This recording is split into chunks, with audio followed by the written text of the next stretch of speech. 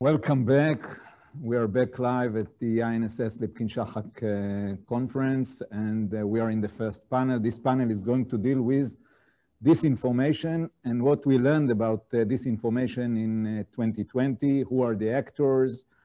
What are the threats? And are there any relevant solutions? The Liפקין-שחק program is dealing with national security and democracy in the era of post-truth and fake news. The term post-truth entered our discourse in 2016 after the Brexit, after the US election, when the Oxford Dictionary decided to choose post-truth as its word of the year, defining post-truth as a political culture in which beliefs, opinions, feelings, emotions are more influential than facts.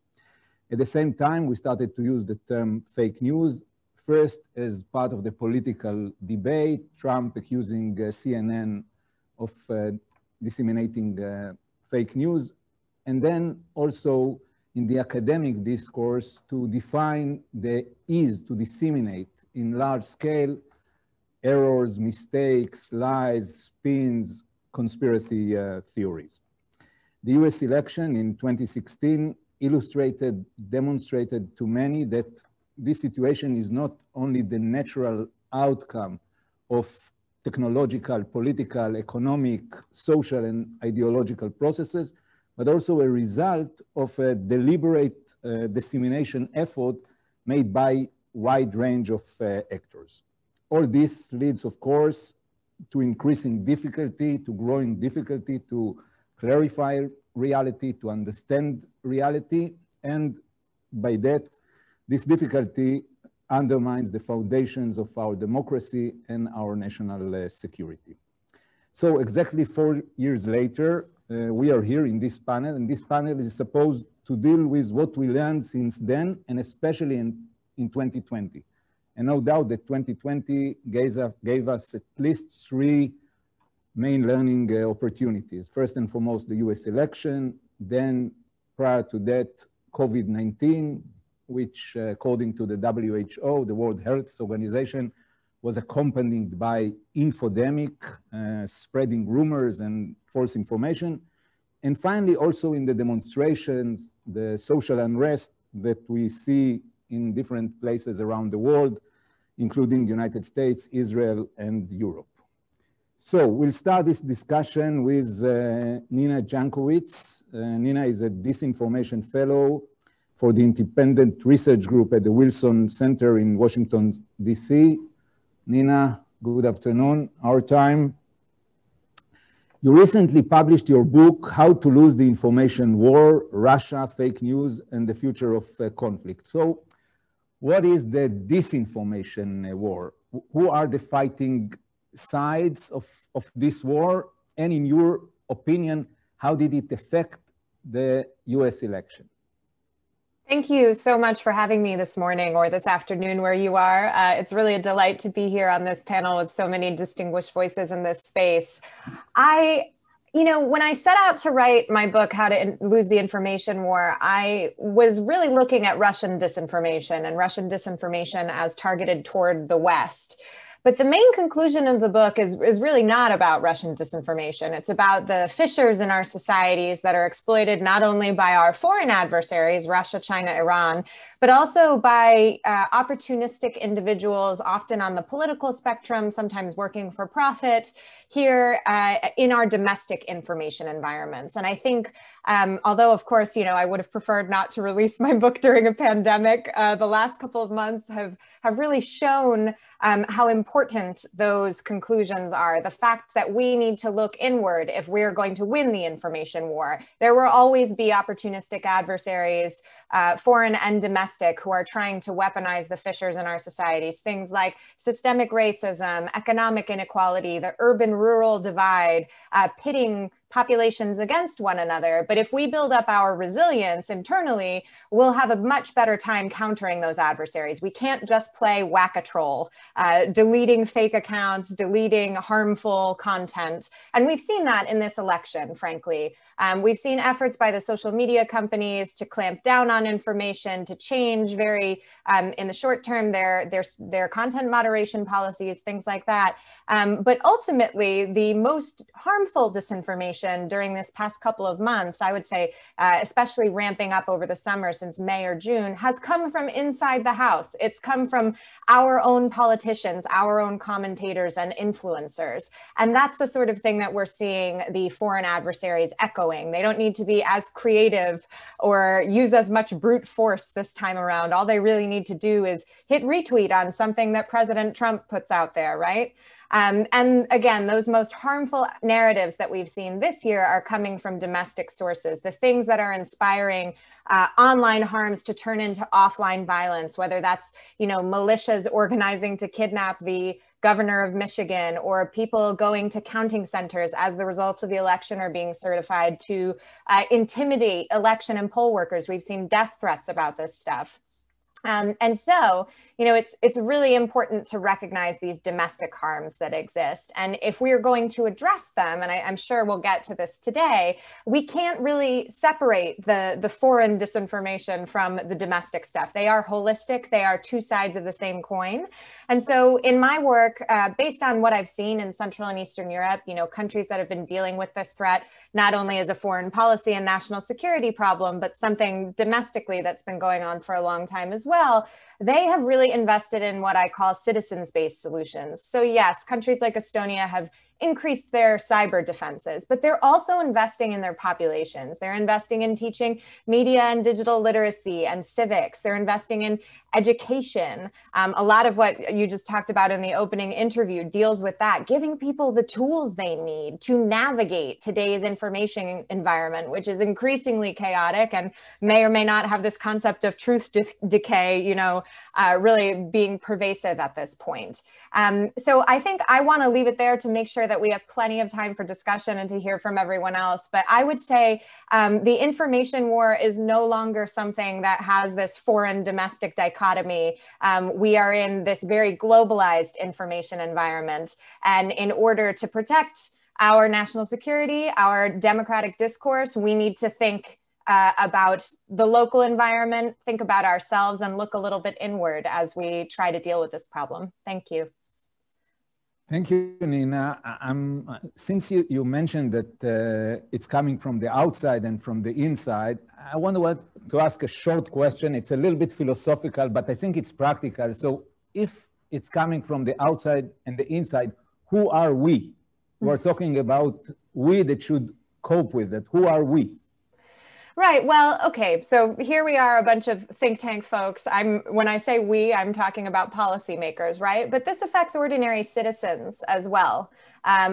A democracy doesn't work without access to authoritative, trustworthy information. And we've seen that breaking down in this election cycle here in the United States. So if we want to have a really robust democracy in the future, if policymakers, if citizens want to invest in that, we need to demand from our elected officials that, this sort of behavior gets disincentivized, not normalized, as we've seen over the past 4 years. And we can do that at the ballot box. We can do that through legislation that increases transparency and oversight over some of the practices on social media platforms.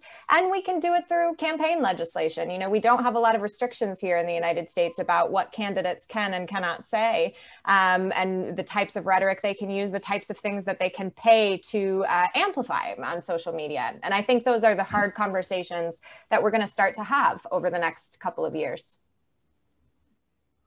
Thank you very much, Nina. Yochai Benkler is a professor and co-director at the Berkman Klein Center for Internet and Society at Harvard Law School. Hi, Yochai. Well, probably you agree with Nina that at least some of the threat is coming from the inside. So how does this actually happen? And do you think that since you are putting the blame on at least some of the media, part of the media, do you think that what happened prior and after the elections with the social networks, with the television outlets, does this change anything? So I know that you want to go to does this change anything, but you have to admit, I reject the entire 15 minutes you had with Rich. This parallelism. There's cognitive bias, there's social media, there's lack of trust. There is a specific dynamic. I'm sorry, back up.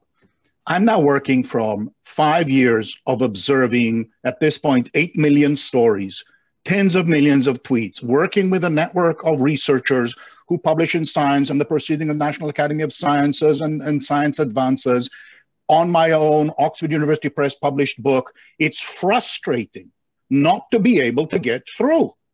The United States is suffering an asymmetric polarization. It is coming from a specific market dynamic that has been in play since the 1980s, in which one part of the nation is operating in a propaganda feedback loop. The Russians are beside the point. They're a rounding error. They're not two sides of a coin. They're a rounding error. Fundamentally, what's driving it is Fox News, talk radio, associated around them with online media. Anyone who tries to explain disinformation, call it truth decay, call it whatever you want, information disorder in the United States, who doesn't start with the network on which the chair of the Senate Judiciary Committee can sit on the most popular television show and say Philadelphia is like an oily snake and they stole the election in Pennsylvania and everybody claps their hands, is just looking in the wrong place, is wasting all of our time. So and the reason that I'm speaking the way that I'm speaking is because I've been publishing this for years. You have pieces in Science showing you that fake news was very focused in over 65-year-old conservatives. And we hear all of this neutral thing. So is something important happening? Yes. Fox News in the last 10 days, from the election and on, has tried to actually counteract. The New York Post, which became a real complement to the disinformation and one of the major sources of mail-in ballot fraud disinformation that got circulated, also seems to be pulling back. So the Murdoch properties are pulling back, but the entire Republican leadership, from the Senate Majority Leader and the House Minority Leader, through the Senate Judiciary Chair, through the prospective 2020, are telling the American people lies in order to undermine the legitimacy of the election. Who are we? We are people who care about democracy and want it to survive an attack by an ethno-nationalist, race-baiting party operating within a mass media propaganda loop and getting our time wasted talking about rounding errors like Russians on Twitter. So in your opinion, if we will take this right-wing media, there will be no, what we define as truth decay. We will not be in this cognitive crisis in trying to clarify reality, understanding reality. This is all the problem is there. In the United States, I'm talking very specifically from detailed empirical investigation of disinformation, misinformation, and confusion in the United States. This is important, Yochai, this is important. It's not, at least from my perspective, it's not only a US problem. It's a global problem. It's a problem that characterized Western liberal democracies. So how do you see the problem outside the United States? So let me just, I know I was very aggressive because I was frustrated with listening to all of this. Let me try to anchor this a little bit more. No, this is why we brought you here. We still believe in the free market of ideas. We like doubt and... Itai, you know it sounds better in Hebrew, this tone.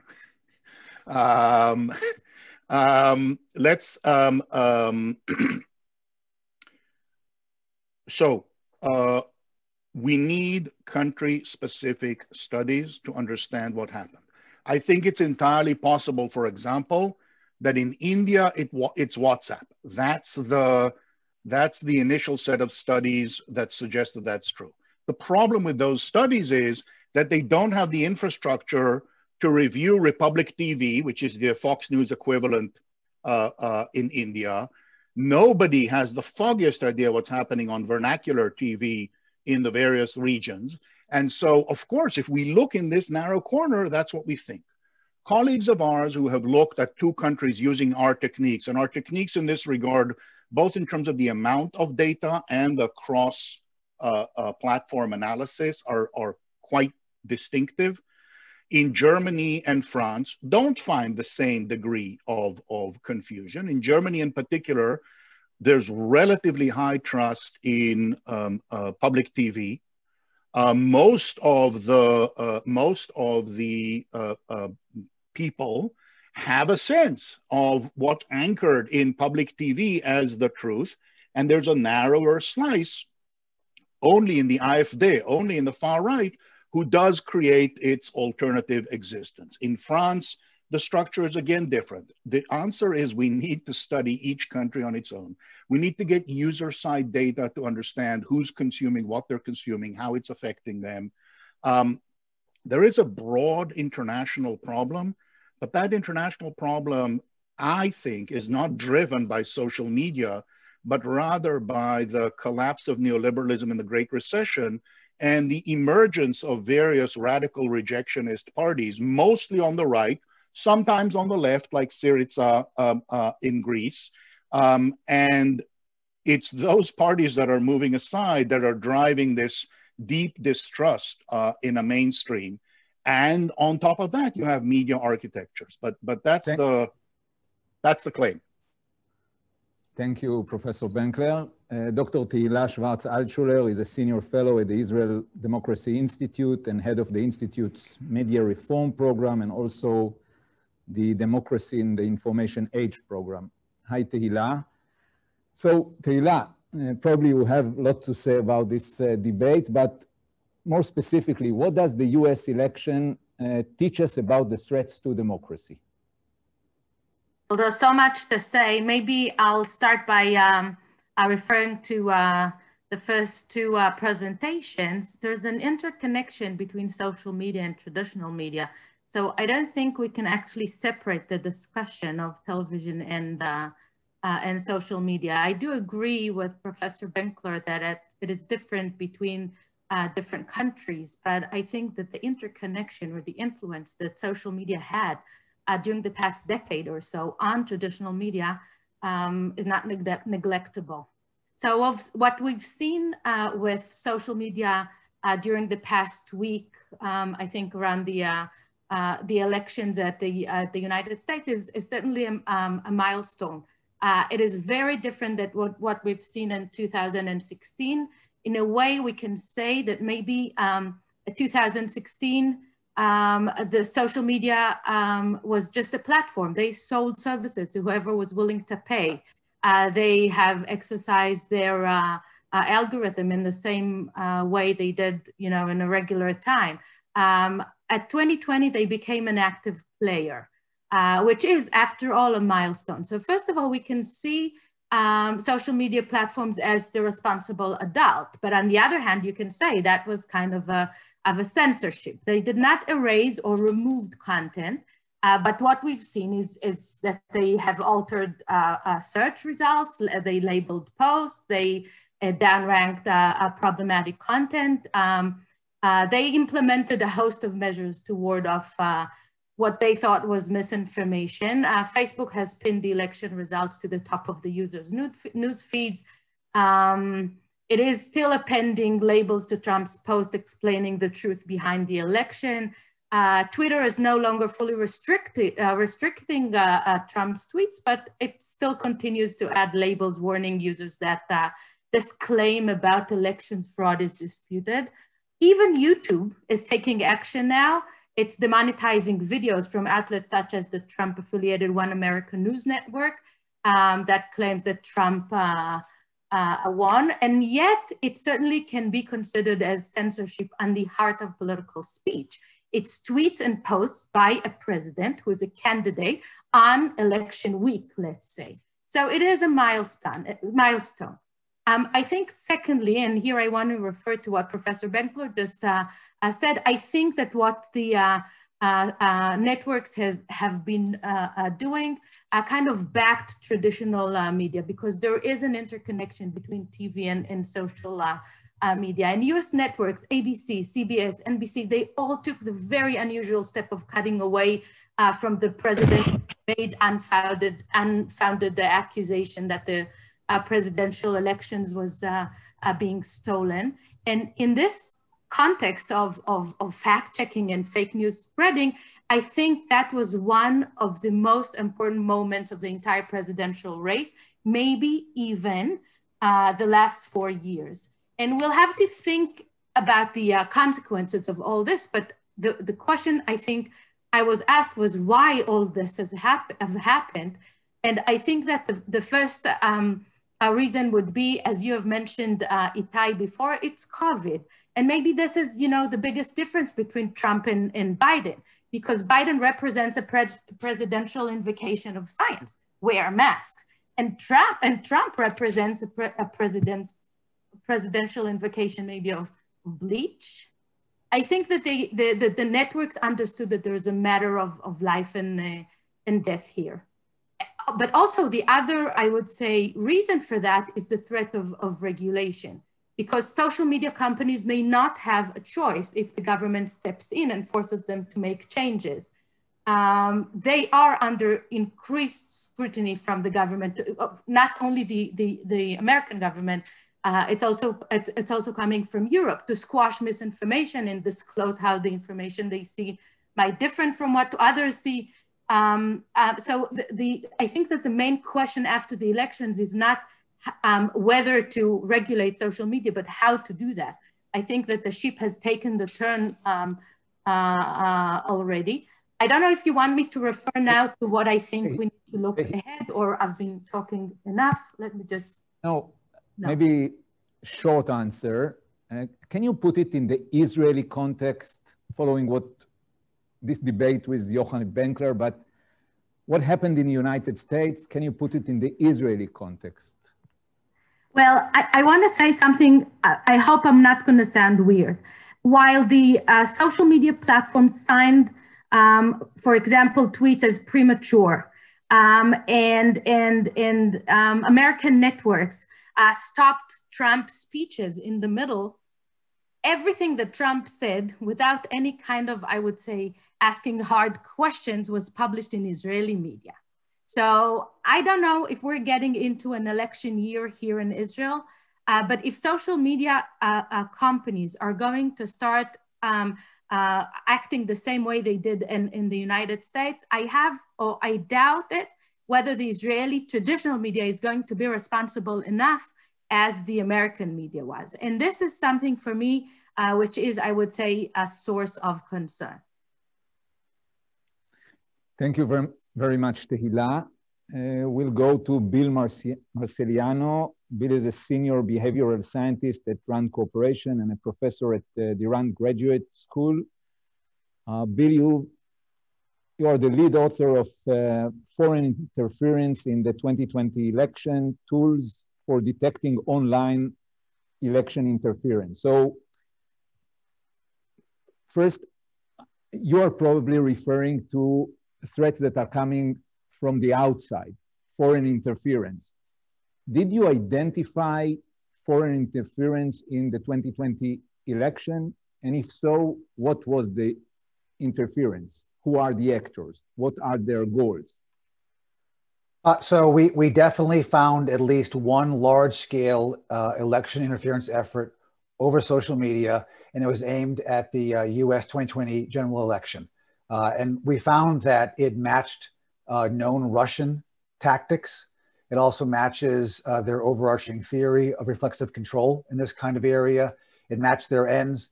And in particular, the machine learning algorithms we use were trained on prior Russian linguistic samples from Russian trolls.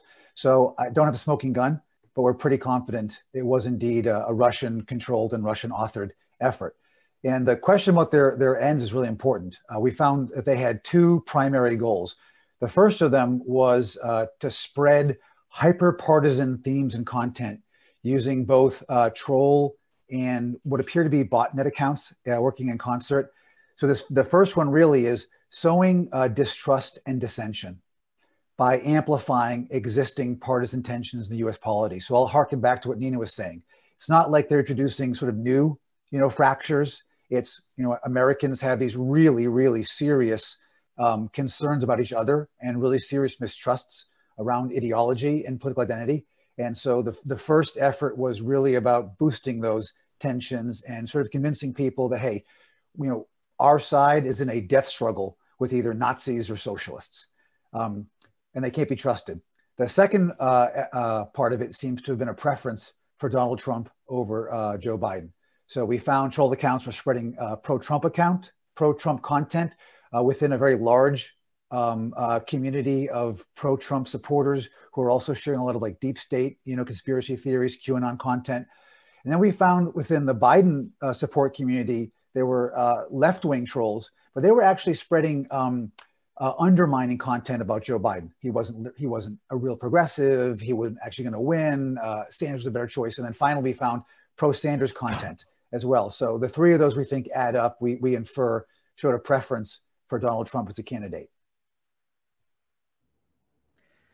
And can you measure the impact? Maybe it's too early for 2020, but looking back at 2016 or other elections around the world, is it working? Does it really influence people, convince them to change their vote, increasing their confidence in their candidate? How can you measure the impact of this foreign interference?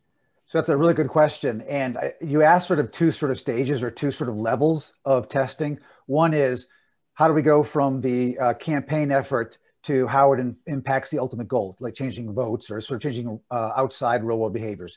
That's a hard question. And that's a really open question, whether or not these are really effective that way.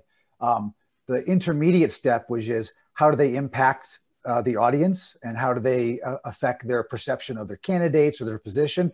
So we, as part of the same large scale study, we also did an empirical investigation. We did a experimental treatment where we exposed people, including self-identified very liberal and very conservative US voters. And we showed them a range of content that had been out there, including Russian propaganda memes. And we found two really interesting things. One of them is it worked really, really well. If you were really left-wing or really right-wing, you loved the content. You had a strong positive impact. You're like, this is great stuff. And those people said, I'd love to share this. I want to share this with people on social media. The interesting and maybe encouraging thing is that when we showed people the source and they realized it was propaganda, their pleasure in it and their affect went way down and their willingness to share it decreased. So that suggests, one, at least in the sense of impacting people's ideology and beliefs, it's effective. But then secondly, maybe there's an intervention there, is that revealing the source seems to have a powerful impact on people's willingness to be manipulated. People don't want to feel like I'm being worked. And then maybe a second question is this overall, how do we measure effectiveness? And again, there's this whole research area about, advertising and marketing kind of stuff. Trying to scale this up to social media and really measure the impact of campaigns can be challenging. We have used a thing called resonance analysis. It's possible to get a large corpus of data around a propaganda campaign to build a linguistic quantitative model of the specific words and distributions of that campaign, and then look across social media populations over time and say by location, like panel studies, and see, are people adopting the language? We can measure the adoption or the rejection of that language model.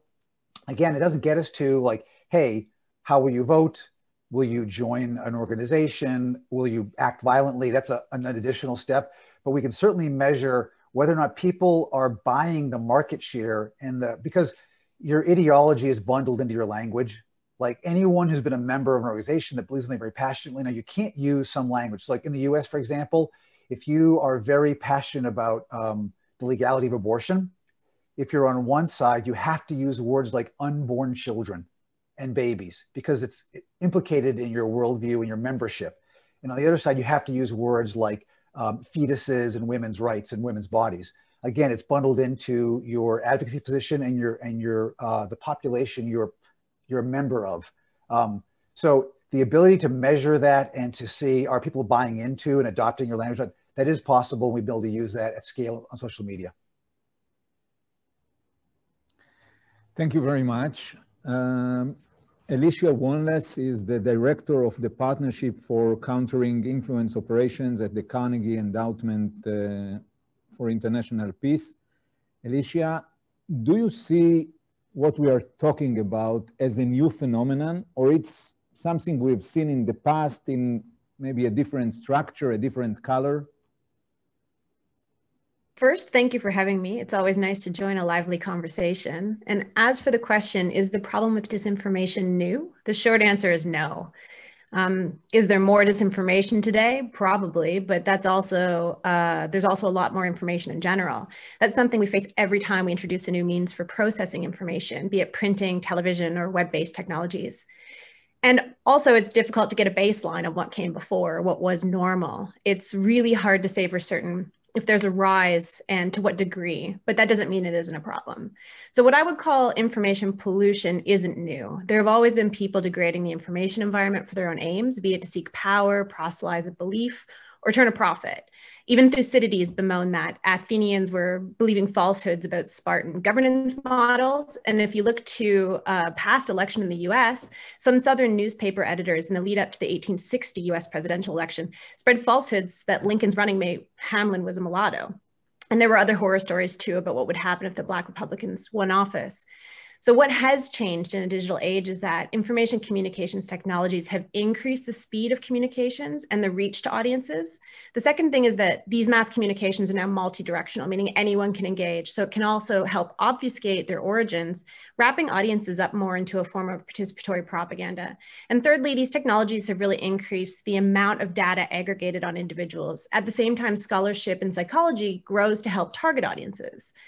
But I'd also like to state that disinformation, however, is but one tactic in influence operations more broadly. And an overemphasis on a singular tactic and case studies about them and developing our understanding of the broader phenomenon, it leaves us strategically disadvantaged. So to borrow a military metaphor, we're trying to win a war with tactics alone.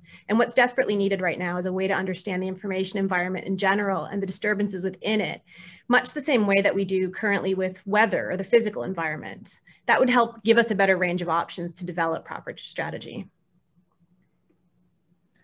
And can you elaborate on this last issue? What is the broader picture? How can we go from tactics to strategy? Yeah, absolutely. So one way to look at this is that what we're doing is we're operating in a wider information environment. And if this were something like a war, we would be thinking about the terrain in which we're operating, thinking about how the weather patterns might change, and that would give us an advantage. But currently, we don't really think about the information environment in that way. Our entire understanding seems to be quite wrapped up in actors trying to make a change, rather than, you know, what is the space in which we're working in? And in terms of like countering these things, there really aren't many easy answers. At the partnership, we've been conducting meta studies on things like social media platform interventions. And while those interventions have rose considerably in the wake of COVID-19, there's still little publicly available information on what works and what doesn't. And that's one of the reasons why we're standing up some work streams around measurements. But even with those studies not completed, there are some obvious things that would help towards countering influence operations, including having the political will to do something, which is generally very difficult because many politicians benefit from influence operations. But that high-level determination can change things like education, both for youth and adults, for preparing them to live in an information age. But we also need things like better cross-sector collaboration to inform industry on how to counter influence operations while not undermining democracy. Researchers also need to start speaking the same language. I mean, we've thrown around many different terms to talk about things that are very similar, and that's extremely problematic, especially for developing policy. Finally, we need to accept that this problem is very old and very human. It's always going to be there, and society might never be rid of it, but we need means to better mitigate unacceptable influence operations, whatever those are deemed to be. So there's likely no easy answer, not even in technology. Thank you very much, and we'll probably go back to that. Mr. Agnes Bridgman is a research fellow at the Center for the Study of Democratic Citizenship. Maybe we can now shift from US election, general issues, to more specifically COVID-19. What can you tell us about who was behind COVID-19 disinformation? So I can switch. I don't want to, though. I want to engage with all this other great conversation, but maybe we can save that for the Q&A.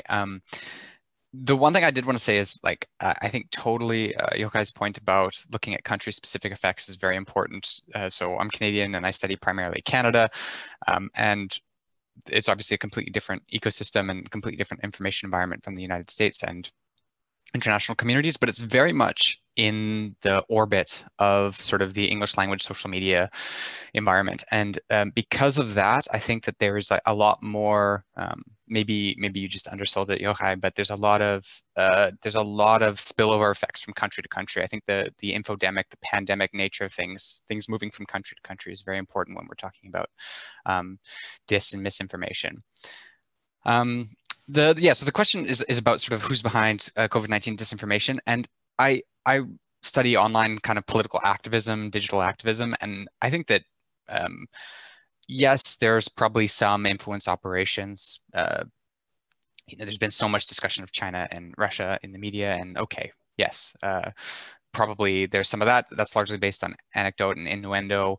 But for sure, the bulk of what we would sort of say like is misleading content or is content that might be contributing to some of these misperceptions is homegrown, is people who are, who care deeply about politics and believe very strongly that they have done their research and that they have the answers and that they can help inform their fellow citizenry. So, in Canada, we have a very high trust population, generally a very high respect for traditional media organizations. But that doesn't mean that there's not a massive number of Canadians who are actively engaged online in trying to sort of make political points, but what we would sort of identify as mis and disinformation. So I think the purpose for that is what is their goal? What is their objective? Why are they doing that? So I think that the most useful frame to think about this is political participation. These are people who genuinely believe in the information that they're propagating. In a similar way to people might protest or people might write their representative. They are politically participating. They care deeply, and this is sort of what I look at. And I've done large-scale surveys, looked at massive amounts of social media data. And, when you talk to social media users who are incredibly active, and I mean like the super users, the people who really care deeply about politics, you ask them, hey, how do you engage politically? And they go, oh, Twitter. That's how I do it. I do it on Facebook. Yeah, I share, I talk to my family, I try to get my ideas out there. What's the purpose of that? Well, they're participating in a free and deliberative democratic society. I mean, if you go to the protests, Canada hasn't had them as large as the United States, but you've seen major protests in Montreal, Toronto, Vancouver. And if you go to these protests and you talk to people, maybe there's some misperceptions about COVID-19, but they're there because they're patriots and they care and they think that what they're doing is for the good of the country. They're there for freedom. And I don't mean sort of freedom in patriotism and I think the somewhat condescending way it's talked about in the United States amongst sort of the intellectual community, where like patriot is now a buzzword for like, okay, we know what you're about now that you've said the word patriot. I mean, people who really believe that they care about their country and are trying to save it from like, dictatorship or oppression. So I think that, when we say who's behind this stuff, disinformation, in the Canadian context, from sort of the research that we've done, has played a relatively small role, but misinformation and the spread of these ideas is everywhere on social media. So I think sort of the piece that sort of caused the invite to this panel was something published in the Misinformation Review, which was a piece kind of trying to link how and when people consume media to misperceptions they have about COVID-19 and specific real world behaviors that they engage in. And it's very hard to do that link. And there's ways to get at it. But I could talk for hours about sort of the problems of connecting these things and particularly disparate social media platforms. But basically, you know, and this is no surprise, people who consume more social media and use social media as their primary source of news have many more misperceptions around COVID-19 and are much less likely to engage in sort of recommended social distancing behaviors. I think that's not a surprise, but I think it's useful to sort of really lay that out clearly, that social media is the main way these things are propagated. And we're working on a piece right now that I'm pretty excited about, which is to sort of say, okay, how does this information cross international borders? It's very easy to think about this globalized information ecosystem, but actually, yeah, there's preferences. So for example, Reddit is much larger in Canada and per capita than any other country. So like Reddit is Canadians are overrepresented on Reddit massively. So it plays a huge role in our information ecosystem. Parler has become increasingly popular, and these platforms are driving a lot of this stuff. And I think this is new, and I think this is global, and this is a real challenge. And I mean, I have lots of ideas and things, but maybe I'll leave it there with the 5 minutes unless there's another follow-up question. Thank you very much. And we'll pass to Ohad Zeidenberg. Ohad is the lead founder of the CTI League, the first nonprofit community that aspires to protect the medical sector against cyber attacks and disinformation.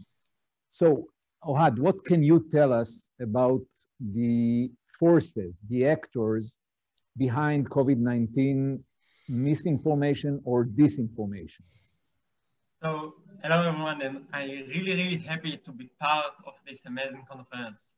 Regarding your question, Itai, the threat actors that trying to spreading fake news, disinformation, misinformation worldwide, it's really hard to determine the specific threat actors because it's almost everyone. It can be state-sponsored attack that trying to leveraging the crisis to make some profit or promoting their interests worldwide. And we see this in the 3 big countries that spread fake news worldwide, that it's Iran, Russia, and China. But also, we see a lot of people that really have truly belief in the disinformation that they're spreading. And I want to cover some of the COVID-19 themes that we identified in the CTI League regarding the pandemic. One of them is COVID isn't a serious problem. COVID doesn't exist, or individual medical targets the medical facilities worldwide and trying to reduce their power. Maybe it's a medical scam or some myths about the origin of the pandemic. Some people that says it's escaped bioweapons or country X created COVID to make or to promote their interests worldwide. It can be crossovers with other conspiracies, and this is really dangerous because when the COVID is involved with the 5G or anti-vax or anti-gates, if I will be more specific, it's really tricky. So people can promote fake news or disinformation about the corona crisis because they have any political interests, but they can also spread the fake news because they really believe in. And to find the origin of the fake news, to find the people that is behind it is really hard because it can be one person, as I said, that really believe that, for example, COVID and 5G has a connection and want to do something about it. But it can be other people, it can be a political entity that trying to make some influence on people worldwide and maybe try to convince something about the US to promote other interests in the world. Thank you. And maybe as a short answer, can you tell us what actions did you take to counter the spreading of COVID-19 disinformation, the actual measures that were taken by you, by the CTI League? So really early in the pandemic, we created the CTI League mainly to protect hospitals, but also the medical sector and the life-saving organization worldwide from cyber attacks. And for my region, in the company that I work for as an employee, I covered multiple times disinformation operations executed mainly by Iran. And from there, I have truly believing in analyzing disinformation with tools of threat hunting and threat intelligence on the matter of cyber attacks. So we really consider the disinformation as part of this map. We created a strong disinformation team with some of the goals that I want to share with you. And the main mission of that is to help to prevent harm directly related to the COVID-19 disinformation, is to support them. In order to support the mission, we gather information about fake news incidents, narratives worldwide, and we try to escalate them to law enforcement organizations, take down notice to the platform that have the power to reduce the level of threat. For example, for social platforms, social media platform, or some other companies that can literally take down malicious media outlet or fake media outlet that are executed by websites. We can alert it to the organization that people spread fake news about them, to get help from media influencers. And we have some tactics to fight the fake news. And in each different incident, we identify what is the best way to answer these fake news incidents. It can be detect, deny, disrupt, degrade the fake news, to slow them down, to deceive, to divert them, to destroy them, and to deter them. It means that we do discourage for the threat actors, if we identify them, in order to reduce the amount of fake news in the social media, for example. And Ohad, from an analyst perspective, when you see this disinformation effort in the form of cyber attacks, from your perspective, what is the reason? What is the goal? What they are aimed to achieve? It can be one of, in my opinion, 6 main digital harms that they can make. They can make physical harm, like literally physical harm, to spread the fake news in order to make people act physical in the real world against people. It can be psychological harm. It can be economic harm. For example, to make a financial loss for an organization, or from a data breach, cybercrime, to promote cybercrime. It can be harm to the reputation of the organizations that under attack of fake news. It can make a cultural harm, or as we started with, political harm. It means that, for example, we have disruption, the political processes in worldwide. It can be various or few goals for the people that spreading fake news. Some of the incidents that we analyzed, for example, were people that tried to promote and executed some unmasked march worldwide. They really asked people to get out from their home without mask and go together as one unit. And it can be a disaster for the world, because this can literally create a second, a third, or another wave of infection. It's really, really dangerous, and really keep the eye on it. Thanks, Ohad. And our last panelist is Dr. Ofer Friedman, lecturer and director of operations at King Center for Strategic Communications. Ofer, we talked about political disinformation. We talked about COVID-19 disinformation, misinformation. Do you see difference between, for example, COVID-19 disinformation and the political disinformation?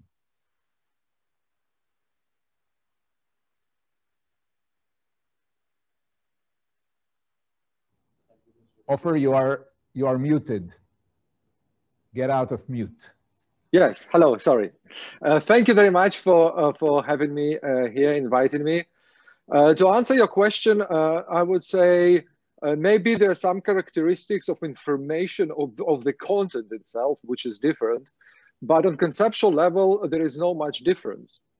And continuing what has been said so far by several speakers here, I would like to take some hype out of disinformation. We've been talking too much of disinformation. There is general over-focus on disinformation in general. Disinformation as a political phenomenon has been with us for years. It's a natural part of political behavior. There is very little new on how it used, although indeed with the development of new information communication technologies, it can be spread faster, it can be produced faster on larger scale. but we actually don't know whether it influences better than printed propaganda of the 19th century. So we need to kind of take it into perspective and understand the general context and understand that disinformation is an inherent part of our personal life and political life. On personal level, we all spread disinformation on daily basis. Like, I would like every one of us to think about our profile picture on our websites or Facebook accounts. To what extent this is actual, true representation of our face in the morning when we wake up. So on personal level, we all spread this information, which is harmless and it's okay. It's a part of daily life. On political level, it can be more harmful. But again, it's a natural part of social existence. So this is the first point that I wanted to make. The second point is kind of the topic of today's panel is 2020. So you ask us to refer what we have learned, what has happened. So continuing again what Professor Benkler said, and also Alicia and some others, we need to understand that this prism of disinformation of foreign agents that are trying to influence, it's a very limited one. It allows us to see very limited picture of overall political influence conducted by information manipulations. We have been over-focused on this disinformation discourse for two main reasons. The first one is something tangible. We can see it. To see and realize other more complex information manipulations is much more difficult. It's less tangible. Disinformation, on the other hand, which is based on lies, all this disinformation and fake news, it's very tangible and visible. It's relatively easy to trace down, but we also have to remember, and this is the second point, that propaganda based on lies is very bad propaganda. And our opponents, whether those who spread this information, whether those who try to influence politically and manipulate information, they are much smarter and much more nuanced, whether they come in from abroad or they domestic.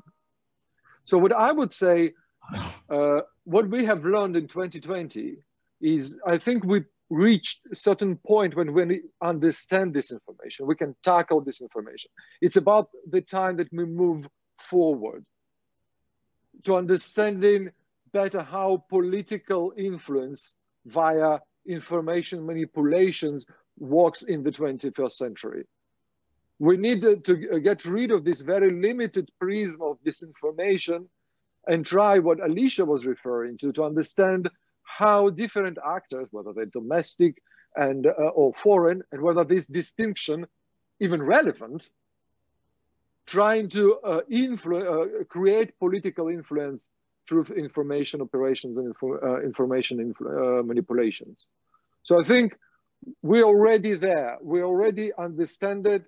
We know to trace it because it's easy traceable. We know to debunk it with all these networks and NGOs and institutions established to debunk fake news and so on. So we already reached this point. We understand it. We can deal with it. We can point it out. We can also, as one of the speakers said, well, we can actually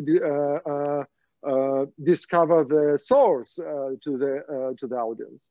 So I think it's a time where we step forward to a more deep waters of information influence and try to understand how that works.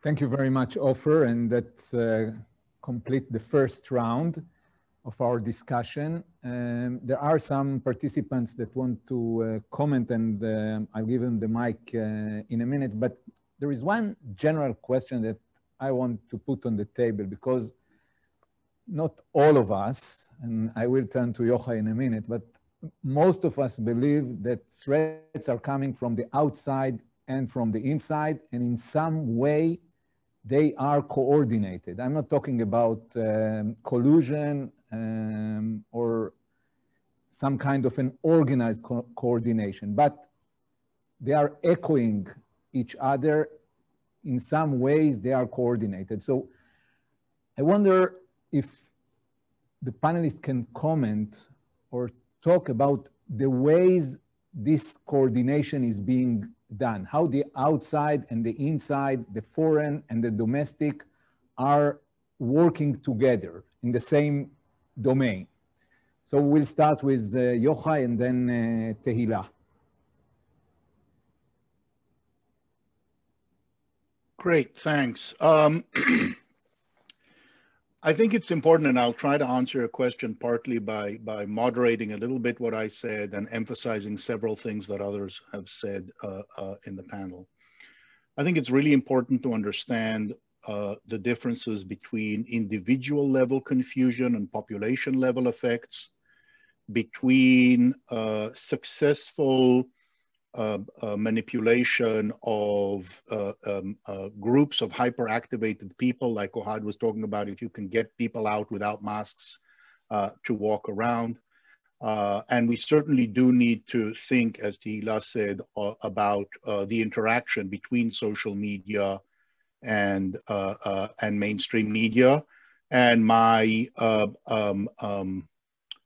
primary point is that in large scale election level things that carry huge attention, and when we're talking about population level effects that can shift millions of votes, mass media leads and social media is secondary. There's no question that on the specific issues of does garlic infused water help or something else help, you can see much more of social media being purely about that and not about the mass media.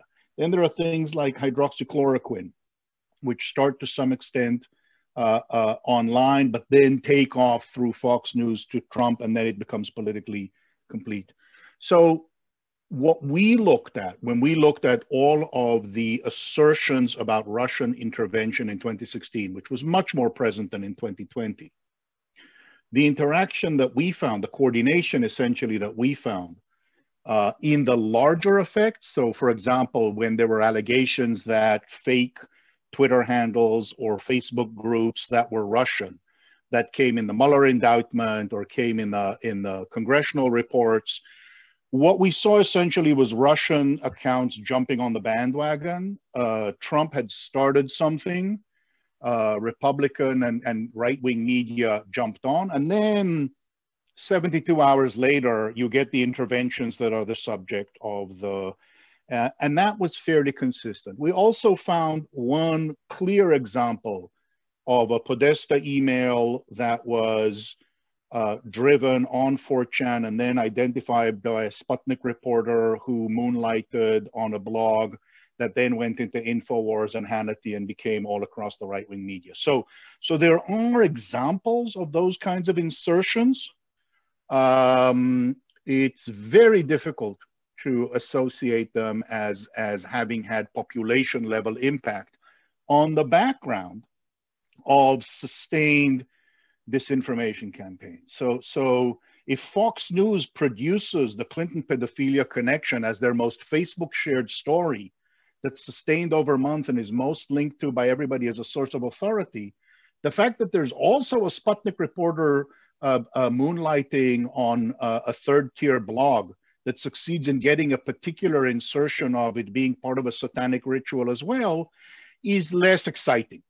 That's what I mean. So there is this interaction. If you're focused on narrow groups, we can actually trace very specifically where the effects were both on media and on people. And but if you're talking population level effects, at least our research suggests that you need to see mass media first and other things after. Yes. And maybe just to follow what you said previously, if this is the problem, the way you characterize the problem, so what is the solution? Isn't it part of the free market of idea? Isn't it part of the political debate? How can we get out of it? So maybe this is the explanation for my very forceful intervention when I started, because I think the critical thing is actually not what people in the disinformation business do and how they can be countered. There is no empirical evidence that media literacy has any lasting effects beyond 2 or 3 weeks. Most of the people who consume actively, there's this lovely paper from PNAS from a couple of years ago looking at Russian trolls and interactions with them, and practically everybody is people who already wanted to hear what they were hearing from the trolls, and so they were looking for it. You can say fact check from now till doomsday, that will only prove that you're in cahoots with the bad guys. so that's not going to work. What matters is how mainstream media covers it. Remembering that we overstate the centrality of social media. Take the survey evidence we have about the US itself. 18% of Americans say that social media, all social media, is their primary source of political news. 16% have network news, 13% have local news, TV, network news, CNN. What we need to be able, there's a chunk of the population that is lost because it's inside and only wants confirmation. But the critical thing is for the mainstream, where most people who just don't want to think about politics every day, they just see some politics in their peripheral vision. That's where they get their anchors about what is and isn't reliable. And it's critically important that the mainstream talk about what is the real threat and what isn't, not focus on technology, not focused on social networks. And we saw it actually in the US in the last 2 or 3 months. I think we've seen mainstream media be much more aggressive in being willing to, on the spot, block things, call them false, use truth sandwich. That's not going to affect the people inside the right-wing media ecosystem, but it helps it from diffusing to broader parts of the population that are not as intensively interested in it. And that's the primary vector of action. Thank you very much, Professor Benkler. Dr. Tehila Schwarz-Altschuler. Okay, so I want to talk a little bit about to stick to the elections and what we can learn from it, and try to elaborate on that and see what we can learn. I think that even though we've seen some possible glimpse of light at the end of the, let's say, post-truth tunnel, the end of the election campaign, the end of the presumptive end of Trump's presidency will not bring with it a misinformation ceasefire. And this is, I think, because the hyper-partisanship and the 10 societal factors and the divergent news diet by traditional television, as Professor Benkler said, or at least the divergent, let's say, interpretations of the news, they're all fed back through social media. So this interconnection can't actually be divided. You've asked before about the virtual collusion between foreign actors and internal actors. We need to understand that the information that we get from social media works in a two-level fake, I would say. The first level of the fake is the algorithm of the social media networks themselves. We don't know exactly how the social media algorithm work. That same algorithm that select the what information we see, because the technology, as we all know, is a black box controlled by the respective social media company that build it. And the second level is the manipulation that all different actors are doing on this algorithm. Those are the avatars and the trolls and the fakes and all those things. So we do need to understand that the foreign and local entities are using this double fake system. And as to the question, what we need to do, I do agree with what Ofer has said before. Information will always be a part of an open society. But as the actions of journalists, fact checkers, and the social media companies have shown, I think during the past, let's say 10 days, there are plenty of new tactics that can be used in order to, that we can use in order to fight it. But I want to emphasize that the platforms at this point are huge. They're mature, more than huge, and they have all sorts of resources, all sorts of abilities to figure out ahead of time and certainly monitor afterwards what kind of impact all their algorithmic tweaks are having on users' information and consumption. And this is, I think, an important point. Having said all of that, I think that the main responsibility is on governments, is on local governments, not on social media. 80 years ago, it was television. When governments realized that here comes a new medium, which becomes very influential, they started to regulate it.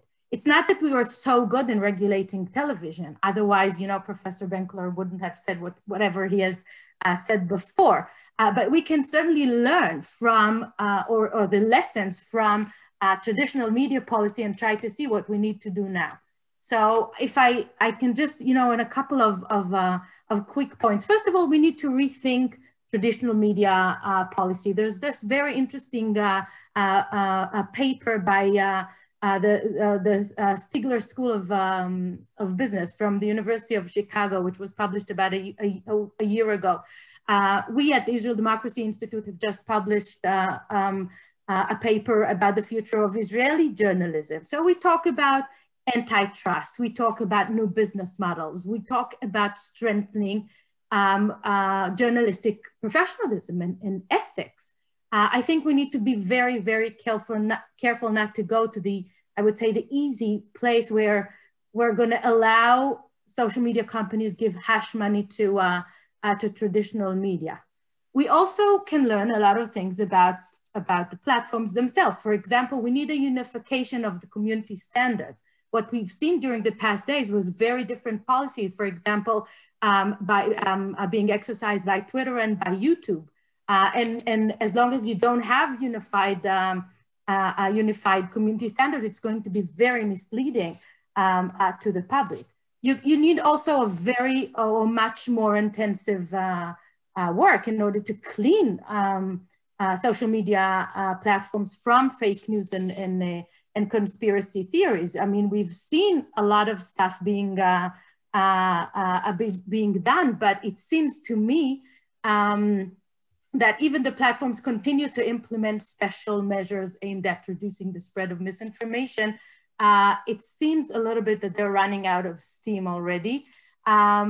They don't need to search under the street lamp, I would say, on Donald Trump's personal account. They need to look for the closed Facebook groups where the conspiracy theories actually start before they start spreading. And more than everything, as I said before, there is a huge need of cooperation between governments and social media companies. As much as I'm happy that social media platforms have acted like responsible adults, I think the main responsibility should be put on the shoulders of governments. The discussion as to the limits of freedom of speech should be a local discussion and not an international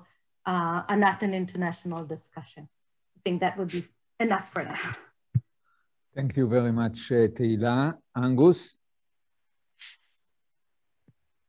This is a really interesting discussion. Thanks for turning to me. I think one of the threads here that we've been talking about is sort of whether or not social media is important or not, and you know, like how much importance we should place on it in our public discourse, how much we should care about it when we're trying to talk about mis and disinformation. Of course, mis and disinformation is not new, but the social media is somewhat new, and you know, we're reaching you know, 10, 15 years of influence now. But I think one of the things that I would like to highlight, and there's a lot of really good research about the agenda setting capability of social media. And I know how you've done some really great work tracing specific instances, but what stories are covered, what pieces are important to sort of traditional media elites, there is some link. And so you know, should we put all of our eggs in that basket? Should we just sort of try to regulate social media companies and try to really focus on that as a way to combating this? Well, no, that's not all that we can do. But actually, that's such a huge piece because, I mean, at least in the Canadian context, every journalist, every sort of major news organization is glued to Twitter. I mean, there's numerous studies of this, and they use it to inform what they care about and what's being reported on. The story's explosion, yeah, it's often linked to sort of traditional media anchors, but that continuing conversation occurs on social media and can continue to push it and attention of people. So I think that remains very important. The other thing, I think, it's very difficult to get population level insight from social media analysis, and like early Twitter, like early academic publishing in the Twitter, looking at Twitter was really interesting, trying to predict elections and really trying to understand can we use this to do some amazing things? And no, it turns out we can't really do any of that. But I think part of that is that we're a bit kind of walking in the dark here as researchers. And this is I guess a slightly trite point for somebody who doesn't actively research this, but in my perspective, this is like trying to manage a pandemic. This is like my little homegrown analogy is like, if you think about trying to manage a pandemic and you're looking at hospital admissions and you get like top level aggregates from hospitals around the country, but you have no idea about like individual treatments that any patient has received. And then you're trying to make some sort of or how they've lived their lives or who they've contacted. And you have such this narrow slice of data. And it's actually worse because you have that hospital, but then there's like an alternative medical system, which is, let's say, Twitter, and then there's Facebook, and then there's Parler. You can't really access that. And then there's Reddit. And we are hopelessly outgunned. I don't know if anyone sort of on the call is subscribed to like a Facebook job postings, but like the number of behavioral scientists that they've been hiring in recent years, and not just Facebook, social media companies trying to better understand this. If you want the good data, if you want to really understand what's going on, you have to be internal to these companies. And that to me is very scary as a researcher. If you are dependent upon the institution you're supposed to be researching on for funding, for resources, and for data access. And there is absolutely no easy solution that I see there. The Canadian government really, during our last election in 2019, put a huge amount of emphasis in trying to get the social media companies to give better data, and they were somewhat successful. And we had a relatively clean election. But like the Facebook ad library is such a great example. If anyone's used the Facebook ad library, and you can see they spent between $1 and $25,000. What am I supposed to do with that as a researcher? How can you possibly use that to inform the public discourse? So that's like, I just will stand on a hill and yell that loudly until, I die. Thank you very much. And Bill Marceliano. Thank you. And I wanted to talk back to the original question about sort of coordination of external and internal sort of efforts and how they sync up. But before I do, real quick, Angus, I really echo your concern too about transparency, access to data between platforms and the outside research committee. And it's really irritating to me and confusing because it's so arbitrary. Like Twitter talks to us sometimes. I don't know why. Facebook's like a black hole of refusenicks. We've actually had really good dialogue with Google, and with particular Google's Jigsaw unit, who have been actively engaged, invited us in. I have no idea why those three platforms are so wildly different in their willingness to collaborate and talk. And that is also a major frustration as well. So I just wanted to double down on that. I'll be on that hill with you yelling as well. But onto this idea of how external and internal efforts sort of sync up. Just as an example, in our study, we looked at a lot of, we had an algorithm identifying sort of troll likelihood. So we looked at a lot of the examples of the ones our algorithm said, hey, these look like trolls. They really look highly rated as trolls. And one of the things I noticed was a sort of parallelism of their messaging efforts and how they really depended on sort of homegrown, beliefs, attitudes, and sort of appealing messages. So one of the less savory, really to me like a low-end tactic, was the circulation by these accounts and the reception of doctored photographs of both former First Lady Michelle Obama and Ivanka Trump and Melania Trump. So if you had these left-wing posing trolls circulating the Trump women pictures that had been doctored and often in very sexualized, misogynistic ways. And those had enthusiastic uptake and were retweeted and recirculated and well received by progressive communities they were aimed at. And then on the flip side, you had these incredibly racist comments and racist and then or like masculinizing, however to say that, of Michelle Obama, as if she was a man actually, from these conservative posing trolls in these communities. And they weren't introducing this idea. It wasn't like Americans didn't have, you know, on both sides a willingness to sort of express their ideological position by hating, you know, first ladies on the other side and demonizing them. And so I saw a real confluence and saw many examples of that where clearly these external efforts were piggybacking off of what people wanted to hear, the existing themes and ideas. You know, a good example would be a lot of non-political content from highly ranked right-wing troll accounts was just videos of Black Americans behaving poorly or violently. And there was no direct political message, but along with and inside the stream of anti-Black Lives Matter material, it was clearly meant to be racist and to say Black people are you know, can't be trusted. They're like, you know, they're like animals. Here they are fighting. This really, really racist idea. And that's a homegrown reception from that audience. Thank you. Alicia? Thanks. Just coming back to the research collaboration with industry, it is a huge problem. And one place to look might be in adapting collaborative research models between defense and academia. Things like the US federally funded research and development centers might be an example that could be adapted to work. I'd also return to what Offer had said earlier too. We need other ways to look at this problem beyond singular tactics and what actors do.